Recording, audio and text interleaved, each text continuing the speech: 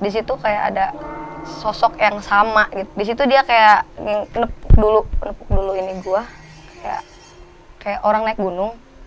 Tapi gimana kalau orang-orang tahun 90-an ke bawah gitu. Di sininya tuh kayak ada dia kayak ketusuk apa ya? Ranting-ranting gitu, kayak minta tolong gitu. Nah, lu mau apa? Lu mau kayak gimana? Gue bilang kalau gue nolong lu, gue nggak bisa karena gue orang awam untuk hal anjir. Bentar dulu.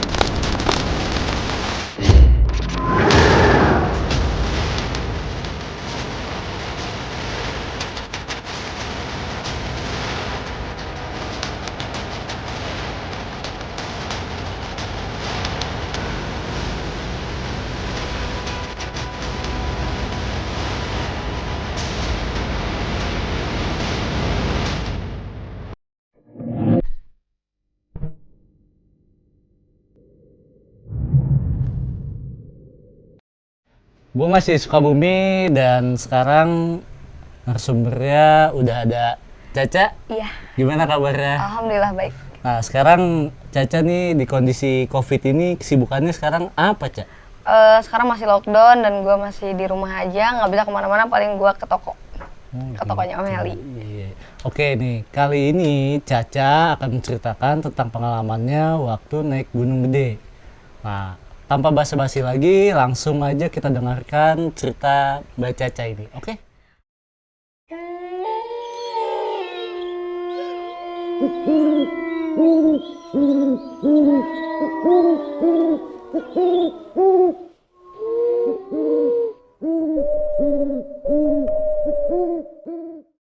Oke, awalnya gue pernah naik gunung tuh 4 kali ya, ke Gede tuh. Tapi yang pertama itu yang 4 yang berhasil. Yang pertama, kedua, ketiga gue gagal. Gue gagal itu 4 kali ini gue kayak beda-beda rombongan gitu kan, sama teman-teman yang berbeda gitu. Yang pertama gue gagal itu di Tanah Merah. Gue kayak ada yang ngikutin gitu di Tanah Merah. Boleh Sosoknya. diceritakan dari awal Dari awal perjalanan aja nggak apa-apa?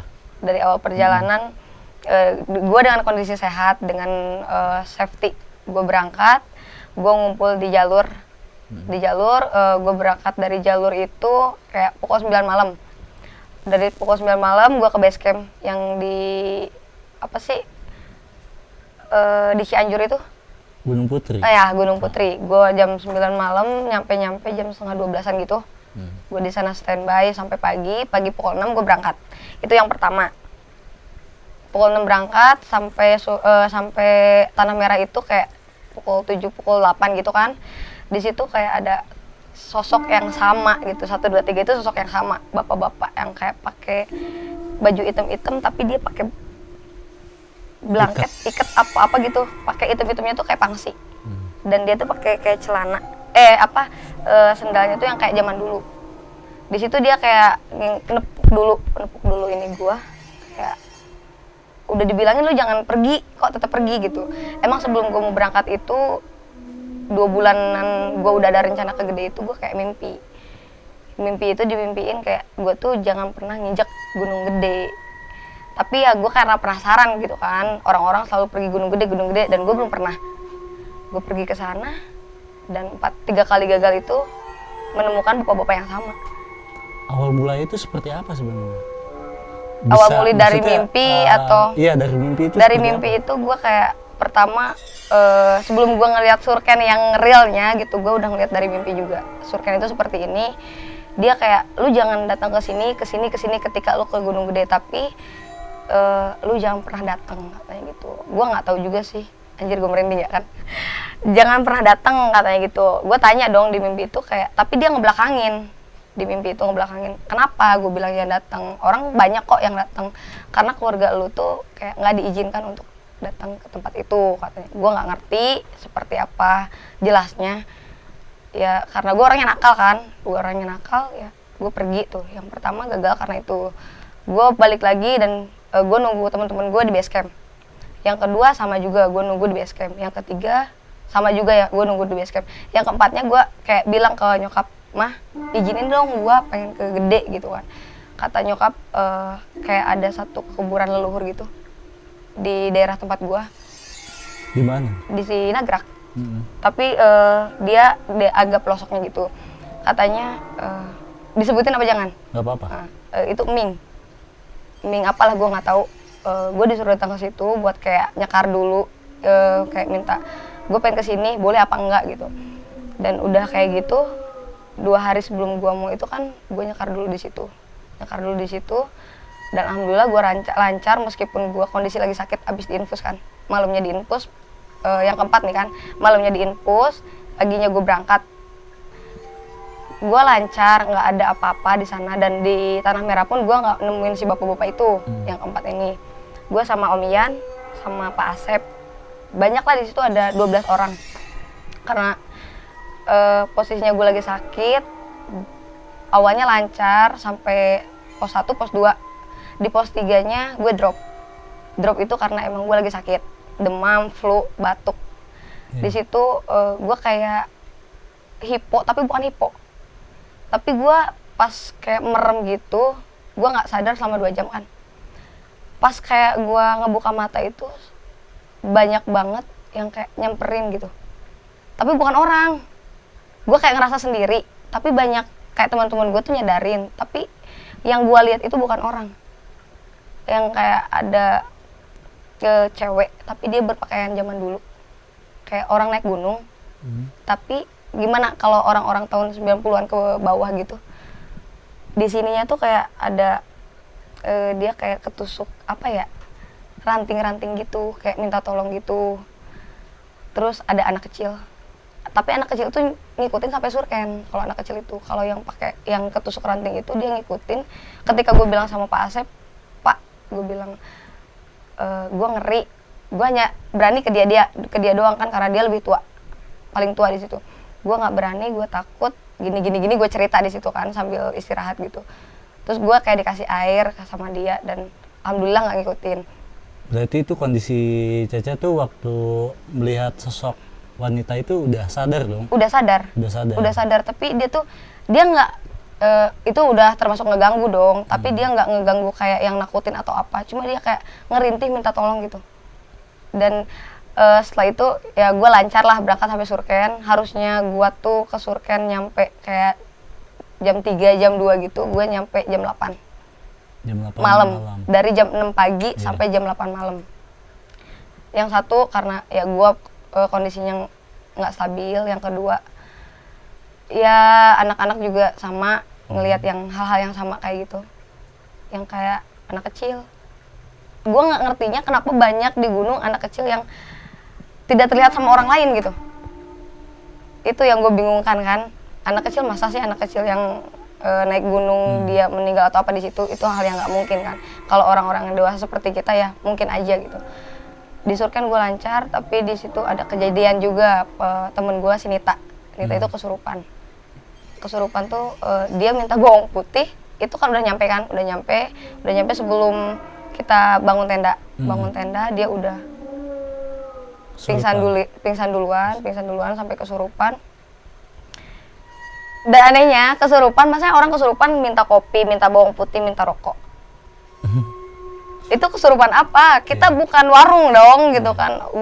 Gua tuh orangnya yang kayak percaya nggak percaya hal seperti meskipun gue dari kecil ya suka ngeliat kayak gitu, tapi gue nggak percaya hal gaib kayak gitu karena menurut gue itu hanya ilusinasi gue di saat pikiran gue kosong gitu. Sampai jam 8 nyampe, dia kesurupan nyampe jam 12 malam gitu. Kesurupan berapa jam tuh kan? Dari jam 8 nyampe sampai jam setengah 12. Kesurupan 4 jam. Terus dia bilang dia ngeliat ini, ngeliat itu. Kalau gua yang gua rasa gue bukan kesurupan, tapi lebih banyak yang ngedeketin tapi nggak berani masuk gitu ke tubuh gue nggak ngerti. Gue mencoba kayak ya udah, kalau lu mau masuk aja, lu mau ngomong apa. Kalau emang lu kayak di sini pengen minta tolong, gue nggak bisa nolongin, tapi kalau lu mau ngomong sesuatu yang kayak setidaknya lu ngeluapin lah. Lu maupun lu jin ataupun apapun itu, luapin kayak apa yang mau lu luapin, karena di sini banyak orang, gue bilang kayak gitu. Tapi dia nggak berani masuk ke gue. Dia berani masuknya ke temen gue si Nita ini satu, kayak tapi nggak berani ngomong. Dia cuma ngejerit dan minta bawang putih. Dikasih bawang putih itu, tapi emang dia makan.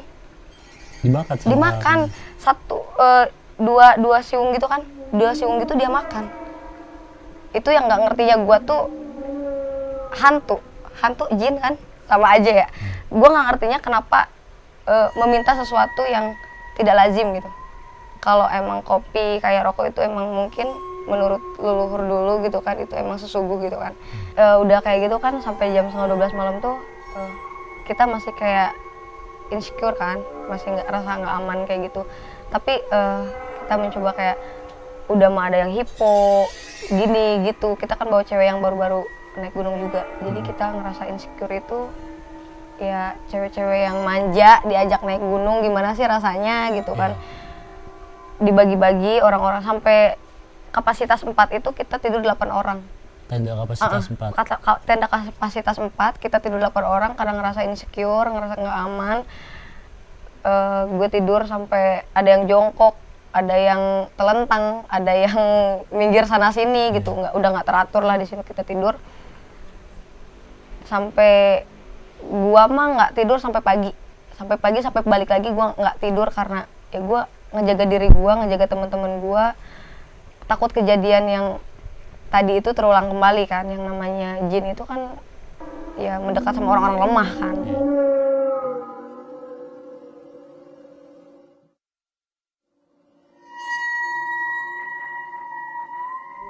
Gue mau nanya dulu nih, itu ketika temen Caca ada yang mengalami kesurupan itu, akhirnya dia sadar tuh seperti apa, Ca? Maksudnya ditangani dengan cara apa? Dia sadar itu katanya sih ya, dia kayak ngebuka mata gitu. Dia 3 detik itu udah mau mati karena dia udah ngegigit sendok pun udah nggak bisa dibuka lagi. Si denyut nadi pun udah lemah banget. Sampai udah seketika dia nggak ada nafasnya, beberapa detik lah nggak ada nafas. Tapi ya kita coba usap pakai kayu putih kayak gitu. Dia sadarnya itu dia bilang dia ngelihat kakek-kakek pakai baju putih, ada jenggot putih, serba putih dari atas sampai bawah tuh putih katanya. Di situ dia sadar, langsung nyamperin gua. Tapi dia nyamperin gua tuh anehnya dia minta maaf sama gua. Dan dia bilang ke teman-teman gua kayak ke si Om, sampai ke Pak Asep yang ngajak kita gitu, yang ngebimbing kita dari awal, sampai suruh minta maaf ke gua. Gua nggak pahamnya di situ kenapa. Si cewek itu? Si Nita ini suruh semua orang yang dari 12 orang ini minta maaf ke gua. Padahal di situ posisi gua sadar dan gua kayak ketawa dong. Kenapa harus minta maaf sama gua? Di situ gua kayak gua siapa gitu sampai harus minta maaf sama gua. Tapi ya udah oke, nggak apa-apa kok, gue ikhlas apapun yang kalian lakuin ke gue gitu. Kayak ya udahlah, gue bilang gitu, karena gue nggak tahu juga kesalahan kalian apa sampai kalian harus minta maaf sama gue. Dan gue tanya dong, lu sadar nih? Iya gue sadar, tapi si kakek itu bilang katanya yang pakai baju putih itu harus minta maaf ke gue katanya gitu, karena di jalan tadi itu kayak gue larang kayak gini tuh mereka nggak mau. Gue larang kayak jangan ngomong kotor, jangan ngomong kasar gitu, lu tahu ini di alam seperti apa, gue bilang gitu. Dan setelah itu ya jam 3 itu mereka udah kembali tidur, tapi gue nggak tidur sampai pagi biasalah summit naik ke atas kayak gitu, naik ke atas, kemas langsung balik kayak gitu. Wah, ini gue masih mengganjal di pikiran gue nih, itu sosok yang setelah Caca mengalami pingsan itu kan yang sempat 2 jam itu kan. Nah itu posisi itu Caca tuh melihat apa aja sih sebenarnya? Yang dari awal tuh gue kayak ngeliat anak kecil tuh 2 orang, tapi dia ngikutin secara baik-baik, cuma dia bilang gue mau nganterin lu katanya gitu, tapi dia pakai bahasa Sunda yang halus gitu. Yang kalau cewek itu tuh gue nggak ngertinya ketika gue buka mata gue kaget, sempet ngejerit gue kan. Gue itu tuh kayak dia tuh kecil, badannya tuh kayak sama kayak gue lah, tapi rambutnya diikat. Dia pakai kemeja tuh gue masih inget, kotak-kotak warna coklat gitu. Pakai celana tuh kayak dia udah lusuh banget, warna coklat tapi udah lusuh banget. Gue nggak ngerti dia tuh jatuh atau ketiban pepohonan gitu, tapi ada kayak ranting gitu nempel di mata kanan di sini nih, pas di pelipis matanya banget.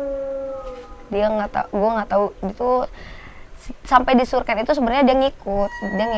Dan gue tanya, lu mau apa, lu mau kayak gimana? Gue bilang kalau gue nolong lu, gue nggak bisa karena gue orang awam untuk hal anjir. Bentar dulu.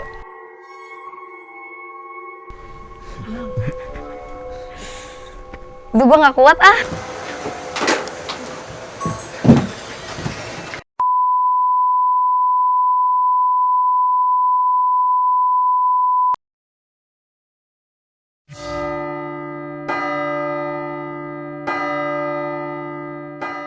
Ya, setelah gue ngeliat kayak dia pakai baju kotak-kotak yang lusuh kayak gitu kan, dia cuma minta tolong ke gue kayak entah ingin kembali ke kayak disempurnakan atau apa, gue nggak tahu juga gitu. Dari situ gue kayak gue nggak bisa, gue bukan orang yang seperti lu pikirkan, meskipun gue bisa ngeliat lu, gue bilang kayak gitu. Dan dari situ ya gue udahlah kayak ngirauin dia meskipun dia ngikutin gue gitu.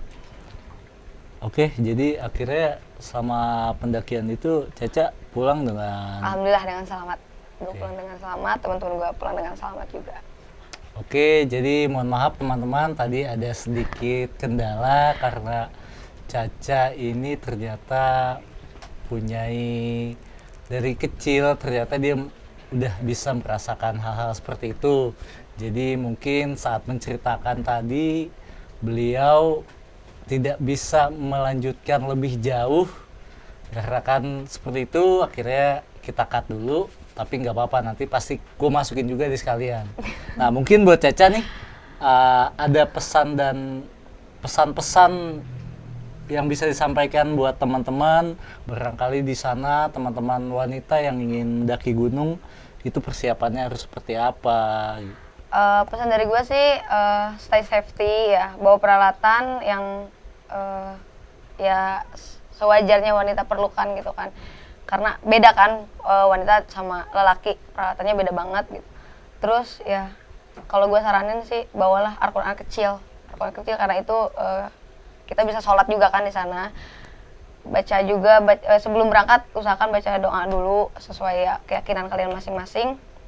Dan jangan lupa di jalan itu usahakan baca istighfar kek atau apa itu, apapun itulah sesuai keyakinan mereka juga. Itu sih yang gue mau sampaikan sama kalian, lebih ke ingat Allah aja udah. Oke, mungkin kita tutup dulu pembicaraannya sampai di sini.